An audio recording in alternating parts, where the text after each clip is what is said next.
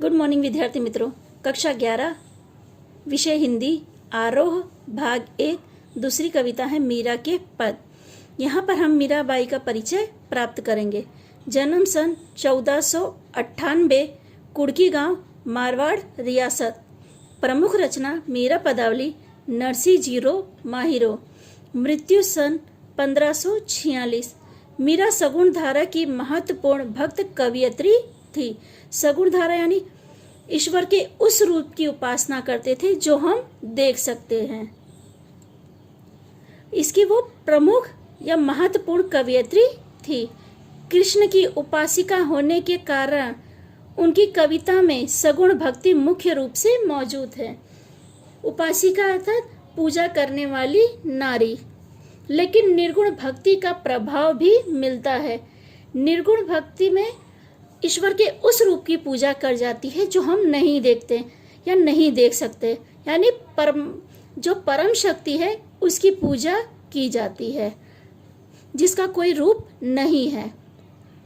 संत कवि रैदास उनके गुरु माने जाते हैं। बचपन से ही उनके मन में कृष्ण भक्ति की भावना जन्म ले चुकी थी, इसीलिए वे कृष्ण को ही अपना आराध्य और पति मानती रही।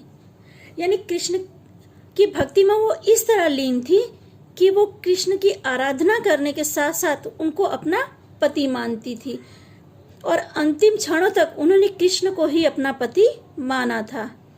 अन्य भक्तिकालीन कवियों की तरह मीरा ने भी देश में दूर दूर तक यात्राएं की, यानी उन्होंने एक जगह से दूसरी जगह विचरण किया था। चित्तौड़ राजघराने में अनेकों कष्ट उठाने के बाद मीरा वापस मेड़ता आ गई। इनका विवाह जो है वो चित्तौड़ के राजघराने में हुआ था, पर पति की मृत्यु के बाद इन्हें काफी कष्ट यानी हैरानी देखनी पड़ी, तो ये वापिस अपने मैके चली आती हैं। यहाँ से उन्होंने कृष्ण की लीला भूमि वृंदावन की यात्रा की। यानी पति की मृत्यु के बाद वो भक्ति में, कृष्ण की भक्ति में इस तरह लीन हो गई कि उन्हें हर जगह सिर्फ कृष्ण ही दिखते हैं।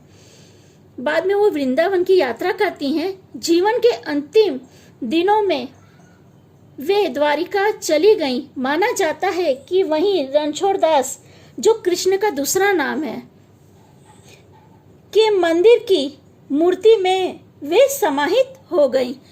यानी रणछोड़ दास जी के मंदिर जो था उसकी जो मूर्ति थी, यानी कृष्ण के अंदर ही वो समा जाती हैं, क्योंकि उनका पार्थिव देह कहीं मिलता नहीं है, इसलिए लोग ये मानते हैं कि वो कृष्ण में समा गई।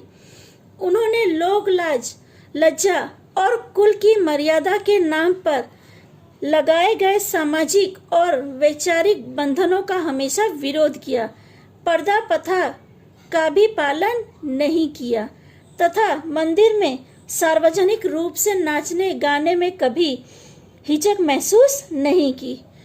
उन्होंने ये नहीं सोचा कि लोग क्या सोचेंगे या क्या कहेंगे, या लोग जो कुल के नाम पे उन्हें कहते थे या उन पर जो बंधन लगाना चाहते थे उनका उन्होंने विरोध किया था।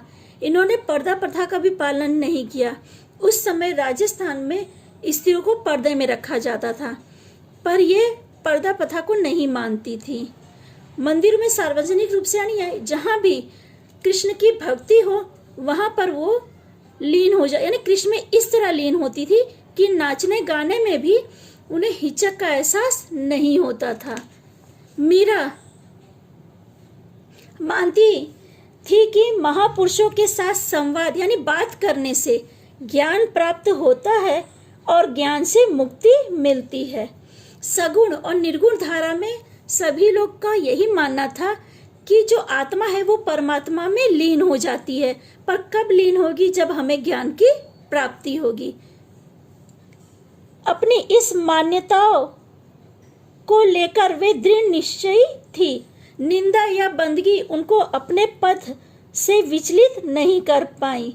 यानी लोगों ने उनकी काफी निंदा की, फिर भी वो अपने पथ पर टिकी रही, यानी कृष्ण की भक्ति में इस तरह लीन रही कि किसी के भी कोई भी बात कहने का उन पर कोई असर नहीं हुआ।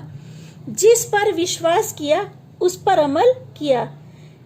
इस अर्थ में उस युग में जहां रूढ़ियों से ग्रसित समाज का दबदबा था, रूढ़ियों से ग्रसित समाज यानी जो रीति रिवाज चले आ रहे हैं, ऐसे समाज का दबदबा था, वहां मीरा स्त्रियों को मुक्ति की आवाज बनकर उभरी। यानी स्त्रियों को भी स्वतंत्र रहने का अधिकार है या अपने जीवन का निर्णय लेने का अधिकार है, ऐसा उन्होंने लोगों को समझाया। मीरा की कविता में प्रेम की गंभीर अभिव्यंजना है, उनमें विरह की वेदना है और मिलन का उल्लास भी। मीरा जो कृष्ण की अनन्य भक्त थी, तो कृष्ण से मिलने के लिए इस तरह आतुर थी कि उनसे विरह से वो दुखी रहती थी, पर कभी ये भी सोचती थी कि हाँ शायद उनसे मिलन होगा, यह सोच के वो खुश भी होती थी। मीरा की कविता का प्रधान गुण सादगी और सरलता है। कला का अभाव ही उनकी सबसे बड़ी कला है। उन्होंने मुक्ति गेय पदों की रचना की। लोक संगीत और शास्त्रीय संगीत दोनों क्षेत्र में उनके पद आज भी लोकप्रिय हैं। मीरा के पद लोग इस तरह पसंद करते थे कि आज भी गाए जाते हैं। उनकी भाषा मूलतः राजस्थानी है, यानी उन्होंने जितने पद लिखे वो राजस्थानी में लिखे थे, तथा कहीं कहीं वज्र भाषा का प्रभाव है। वज्र भाषा का प्रभाव इसलिए देखने मिला क्योंकि वो वृंदावन में जाकर रहने लगी थी, जिसकी वजह से उनके पदों में कहीं कहीं वज्र भाषा भी देखने मिली। कृष्ण के प्रेम की दीवानी मीरा पर सूफियों के प्रभाव को भी देखा जा सकता है। मीरा की कविता के मूल में दर्द है। वे बार बार कहती हैं कि कोई मेरे दर्द को पहचानता नहीं, न शत्रु न मित्र, क्योंकि क्या वो कृष्ण से अलग हैं, कृष्ण से मिलना चाहती थी। इसलिए उनकी कविता में ये दर्द दिखता था कि कृष्ण उन्हें नहीं मिल पाए। वो भक्त बन के तो पूरे जीवन व्यतीत किया उन्होंने, उनको कृष्ण से मिलने की जो चाह थी वो उनकी पूरी नहीं हो पाती। वो उनकी भक्त बनकर रहती हैं, पर कृष्ण से जो उनके मिलन की चाहत थी वो पूरी ना हो पाने पे वो कहती हैं कि मेरे इस दर्द को ना मेरे शत्रु समझ सकते हैं ना मेरे मित्र। यहाँ प्रस्तुत पहले पद में मीरा ने कृष्ण से अपने अनन्यता व्यक्त की है तथा व्यर्थ के कार्यों में व्यस्त लोगों के प्रति दुख प्रकट किया है। मीराबाई कृष्ण की अनन्य भक्त थी, तो ये बात उन्होंने यहाँ पे बताई है कि मैं आपकी अनन्य भक्त हूँ, और जो लोग व्यर्थ के कार्य यानी बेकार के काम में समय बिताते हैं उनके प्रति दुख दिखाती हैं। दूसरे पद में प्रेम रस में डूबी हुई मीरा सभी रीति रिवाज और बंधनों से मुक्त होने और गिरधर से स्नेह के कारण अमर होने की बात कर रही हैं, क्योंकि जैसे मैंने आप लोग को बताया था कि वो राजघराने से थी। पति की मृत्यु के बाद उन्हें कष्ट देखना पड़ता था या कष्ट झेलना पड़ा।